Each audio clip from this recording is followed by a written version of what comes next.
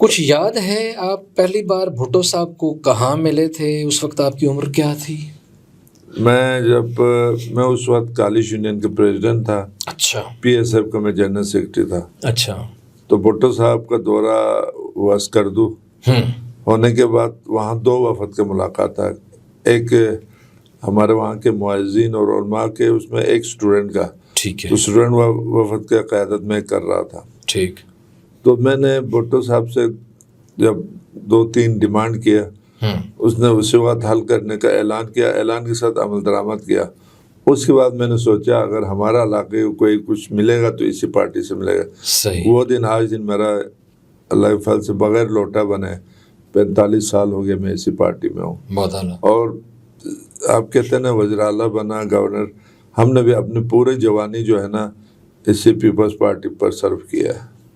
پوری زندگی اس پارٹی کو دے دی تو اس کا نتیجے میں پھر آپ یہ تو مشکلات تو آئی ہوں گی. اب اندر رائیولری بھی ہوتی ہے، خود ساتھ اٹھنے بیٹھنے والے بھی مخالفین ہوتے ہیں، اور بھی کچھ لوگ چاہ رہے ہوتے ہیں کہ میں گورنر بنوں یا میں بھی پارٹی کے لیے کام کر رہا ہوں. تو آخر کیا وجہ ہے پیپلز پارٹی آپ پہ ہی مہربان کیوں ہے؟ میرے اوپر اس لیے مہربان ہے کہ میں وفادار ہوں.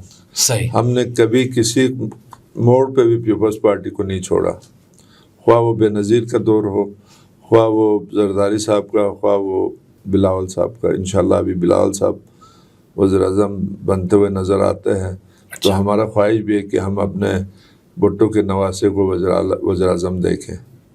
اچھا. آپ کے بارے میں مجھے ظاہر ہے جب مجھے پتہ چلا اور میں نے آپ کے لیے ٹائم ایڈجسٹ کیا تو تھوڑا سا ہوم ورک کیا، کچھ پتہ چلا کہ آپ نے اپنے گھر میں اسکردو میں شاہ ولاس بنائے ہوئے ہیں، اور پھر شاہ ولاس میں لوگ اپنے گھروں کے نام تو اپنے بچوں کے، اپنے عزیز و اقارب کے یا بزرگوں کے نام پہ رکھتے ہیں.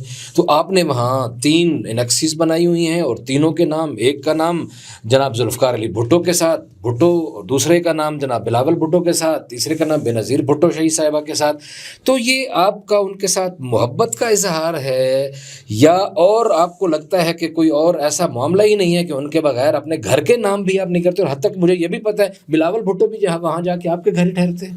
بات یہ ہے کہ جس طرح وہ مجھے اپنے گھر کا فرد سمجھتے ہیں، اس طرح بلاول کو ہم بھی اپنا گھر کا فرد سمجھتے ہیں. صحیح. ایک تو پیپلز پارٹی ایک خاندان ہے.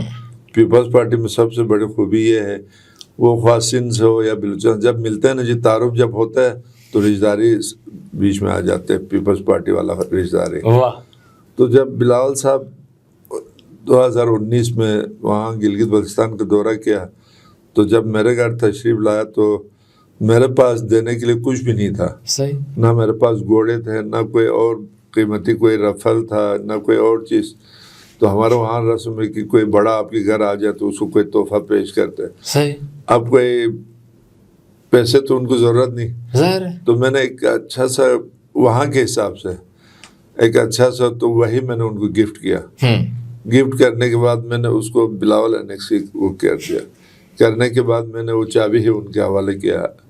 اچھا، چابی بھی بلاول صاحب کو دے دی؟ بلاول انیکسی کا. اچھا. خیر کبھی آپ تشریف لائیں، آپ خود بھی دیکھیں ضرور. تو مجھے اس خاندان سے اتنا محبت ہے نا جتنا میرے اپنے بچوں سے ہے.